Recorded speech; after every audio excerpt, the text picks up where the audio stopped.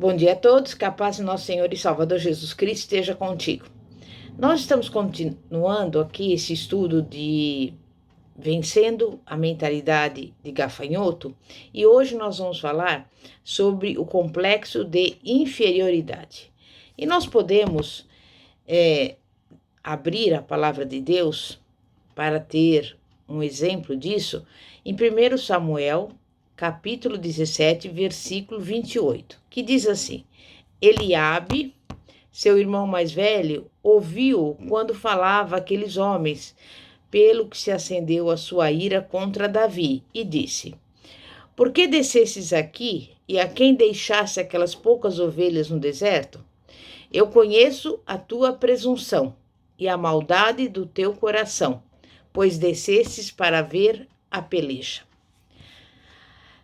Se você examinar a palavra de Deus, vai ver que Davi, que depois foi rei sobre Israel, ele lutou todo o tempo contra a discriminação e a indiferença.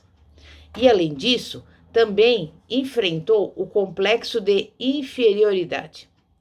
Não levou em conta a sua desvantagem física e a sua pouca experiência de guerra. E eu também pergunto a você: quantas vezes queremos ir a um lugar onde nunca estivemos antes e nos sentimos pequenos? Moisés foi chamado para ir a Faraó para libertar o povo de Deus. E a sua primeira desculpa para não atender ao chamado divino foi que era pesado de língua. Porém, Deus o enviou mesmo com esse defeito em sua maneira de falar, porque era ele quem conduziria o povo pelo deserto. É ele, e não a nossa capacidade, que nos faz alcançar a vitória. A lição que aprendemos com Davi mostra que Deus nem sempre chama para a sua obra pessoas superdotadas, mas pessoas pequenas, mas, na verdade, pessoas que o temam e se esforcem para obedecer aos seus preceitos. Deus chamou Davi quando ele estava no campo apacentando ovelhas. Essa atividade requer trabalho e dedicação. A ovelha, quando se perde, o pastor precisa trazê-la de volta para junto do rebanho. O pastor deve mantê-las juntas, porque se alguma delas se machucar, fica amedrontada e qualquer barulho pode espantá-la. Todo esse zelo em seus momentos de atividade pastoril, bem como a sua coragem que o levou a enfrentar e a matar um urso e um leão, símbolos de força e sagacidade, motivaram Davi a confiar que Deus entregaria o gigante Golias em suas mãos. Saul provavelmente zombou de Davi ao vê-lo andar com dificuldade vestido nas armaduras dele. E Saul não deu crédito ao jovem e o menosprezou. Golias também menosprezou Davi. E agora, mais uma vez, Davi foi menosprezado por causa da sua aparente incapacidade física. Muitas vezes, no meio das nossas batalhas espirituais, nos sentimos pequenos, inferiorizados. O nosso problema é que esquecemos facilmente do que Deus fez em nossas vidas. Porém, Davi lembrou de como Deus o havia usado para defender as suas ovelhas do urso e do leão. E eu digo para você, se as lutas que você atravessou não abalaram a sua fé, pode estar certo de que essas que talvez você esteja enfrentando atualmente também não afetarão a sua comunhão com Cristo. Se enfrentarmos as dificuldades sem fé, não alcançaremos a vitória. Davi foi revestido de coragem e ele disse: Eu matei um leão e um urso e matarei também esse gigante. Davi afastou-se das fileiras do exército de Israel, seguiu em frente, girou a sua funda e, com apenas uma pedrinha, acertou a testa do gigante, tirando-lhe a vida.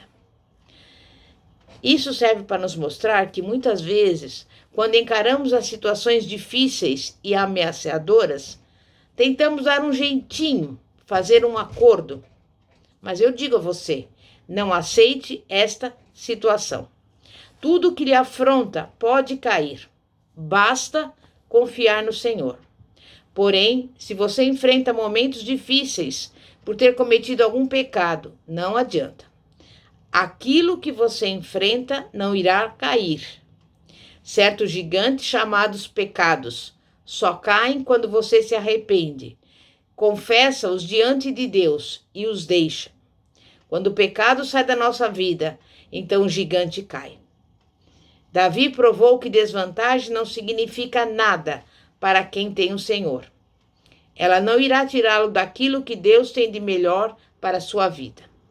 A desvantagem tenta nos deixar desencorajados, mas ela, em momento algum, desencorajou Davi. Ele não fraquejou, nem diante do leão, nem diante do urso, muito menos diante do gigante Golias. Existem pessoas que dizem: meu filho está nas drogas.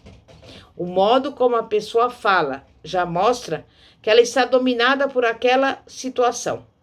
Parece que o diabo e as drogas são maiores do que Deus. Mas com Deus, estamos em total vantagem, pois o Senhor é conosco. Nossa luta de hoje é o nosso trono de amanhã. Davi reinou primeiro em uma cidade, em um lugar pequeno, e depois sobre toda a nação. Ele foi ungido para reinar, para fazer história. Deus o levantou para o trono.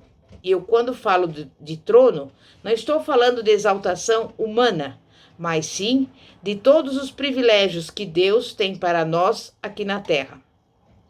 Mas muitas pessoas têm sido vítimas de engano, vivendo de coisas pequenas, de migalhas e de misérias. Nosso Deus é um Deus que anda no nosso meio. Ele morreu na cruz e ressuscitou para habitar dentro de nós. Ele não é um Deus de migalhas. Quer o melhor para a nossa vida, nos conduzir de fé em fé, de glória em glória. Hoje, Deus quer lhe conceder a oportunidade de desfrutar de um momento novo em sua vida. Ele quer tirá-lo do meio da sua dor, do seu sofrimento e dificuldade. Deus encontrou Davi como pequeno, discriminado. Mas a partir daquele encontro, a vida de Davi foi crescendo, até alcançar a plenitude.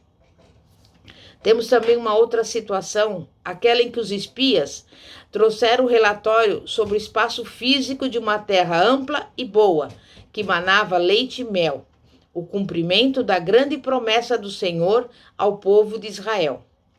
Em Josué capítulo 1, versículo 6, verificamos Deus encorajando Josué a entrar e possuir essa terra.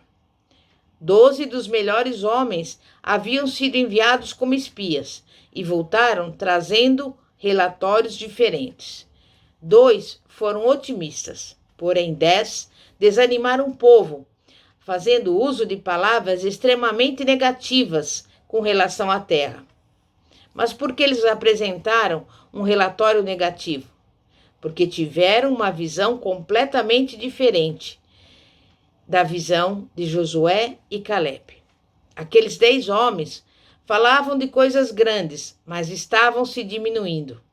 Apresentaram um relatório que enfatizava as barreiras, a presença dos gigantes e descrevia a terra como um lugar que devorava os seus moradores. E quem deseja habitar em uma terra que devora os seus moradores? Ninguém. Era dessa forma que eles consideravam a promessa que Deus lhes dera. Eles demonstraram ter uma visão distorcida. Mas por que tiveram esse tipo de visão? O capítulo 13, versículo 33 de Números diz: E éramos aos nossos próprios olhos como gafanhotos, assim também o éramos aos seus olhos. Eles compararam a si mesmos como gafanhotos, e da maneira como se consideravam, os inimigos também os consideravam. Esse texto revela que a maneira como você se considera determina a maneira como Satanás o considera. Se você agir como um covarde, ou como alguém minúsculo, o diabo também o verá e agirá com você da mesma forma. Mas se você agir como um cristão lavado pelo sangue do Cordeiro, como alguém a quem Deus resgatou, o diabo então o respeitará como tal.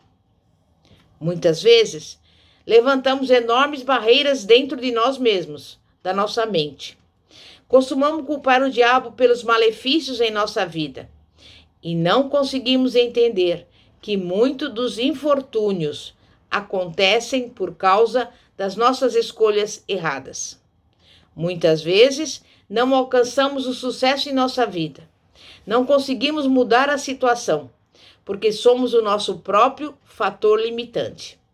Nós somos o grande impedimento para alcançarmos o alvo de Deus para as nossas vidas. Esse texto de Números 13 faz referência à figura do gafanhoto. E porque o povo de Israel tinha a mentalidade de gafanhoto, se eles queriam impressionar o povo com relação ao tamanho dos habitantes de Canaã, por que não utilizaram como figura de linguagem uma formiga, que é um inseto ainda menor? Eles se compararam ao gafanhoto, porque esse inseto tem como função destruir uma plantação, destruir uma lavoura. Em Joel, capítulo 1, versículo 4, nós vemos o trabalho de destruição desses insetos. Assim também, os israelitas se encontravam em uma propriedade alheia, ocupando uma terra que já havia sido semeada por outros. Então, eles se sentiram como pessoas intrusas. Diziam: nós somos estrangeiros. O que vamos fazer nessa terra? Tudo está ocupado. Seremos como uma praga entre eles. Muitos cristãos têm vivido ao longo de muitos anos como intrusos, ocupando a terra de outras pessoas. Eles se acham medíocres, pequenos demais para conquistar as bênçãos que Deus lhes tem prometido. É justamente assim que o mundo nos considera. Se comprarmos uma vasta área e construirmos um templo confortável, as pessoas dirão: esses crentes estão arrecadando muito dinheiro. Mas se o contrário acontece, dirão: isso é obra de igreja há 50 anos, está assim. O tijolo já está até mofando. Crente é assim mesmo, não progride e não está com nada. Mas enquanto estivermos debaixo dessas prisões, não teremos ousadia para tomar posse da autoridade que o Senhor colocou à nossa disposição. Não conseguiremos tomar posse da bênção que Ele nos prometeu. Acharemos tudo grande demais. Verificaremos que as terras estão ocupadas pelos inimigos e ficaremos atemorizados. Porém, muitos cristãos têm recebido a renovação do Espírito Santo e foram revestidos de forças para lutar pelos seus sonhos, pelos seus objetivos, como Josué e Calebe, reconhecendo assim que Deus quer se manifestar através deles. Em 1 João 4,4 está escrito: maior é o que está em nós do que o que está no mundo. A Igreja de Cristo não foi criada por Deus para se submeter às regras do maligno. O Senhor nos resgatou para levantarmos a bandeira da vitória e da liberdade em Cristo e para falarmos da salvação às pessoas que estão espiritualmente mortas. Muitas vezes, Satanás toma posse do que é nosso, antes de termos conhecimento dessa herança, e ficamos sem entender como Deus nos prometeu um lugar que já está sendo ocupado pelo inimigo. E é nessa hora que você e eu devemos tomar posse da bênção e dizer: o Senhor me deu, você está repreendido, Satanás. Veja a mentalidade de gafanhoto, pois Deus prometeu uma terra para o seu povo. Ainda que existam intrusos, eles terão que desocupar essa terra. Ainda que digam que chegaram primeiro, você deve dizer: a posse da terra é minha. Existem muitas barreiras que nos cercam, que se levantam diante de nós e que limitam as nossas bênçãos. Se você perceber, por exemplo, que o seu filho está usando drogas, que o seu esposo é alcoólatra, use a sua autoridade espiritual e profetize o fim dessa situação, rejeitando-a pelo poder da palavra de Deus que está em seu coração. Muitas pessoas têm medo de entrar para os caminhos do Senhor, porque estão dominadas pela vontade da carne e subjugadas pela força demoníaca. O diabo delimitou o seu território. Mas saiba que Deus é quem dá a última palavra em nossa vida. Quando você obedece aos mandamentos da palavra, nada, absolutamente nada, lhe intimidará, nada lhe atrapalhará. Você continuará seguindo em frente em nome de Jesus. Você crê nisso? Vamos orar. Santíssimo Deus e poderoso Pai, Pai de nosso Senhor e Salvador Jesus Cristo, Pai, dá-nos a visão de águia. Pai, que nós tenhamos sempre a visão positiva, que nós não sejamos como aqueles espias que apresentaram à nação de Israel um relatório negativo, mas que nós sejamos tais como Josué e Caleb, que viram que eles teriam condições de enfrentar aqueles homens, aqueles gigantes que moravam naquela terra e tomar posse dela em nome de Jesus. E que nós possamos ter essa visão correta, a visão de Deus e não a visão distorcida. Por isso, nesse dia de hoje, nós te louvamos, nós te agradecemos, porque nós sabemos das promessas que o Senhor tem para a nossa vida. Independentemente das dificuldades, das barreiras, de tudo aquilo que o inimigo queira colocar diante de nós, repreende da nossa vida toda a mentalidade de gafanhoto e dá-nos a mentalidade de Cristo. Coloca sobre a nossa mente a mentalidade do Senhor, em nome de Jesus. Glória a Deus, aleluia. Pastora Fátima, da Igreja Evangélica Apostólica Poder de Cristo. Que a paz de nosso Senhor e Salvador Jesus Cristo esteja contigo. Amém e graças a Deus. Glória a Deus.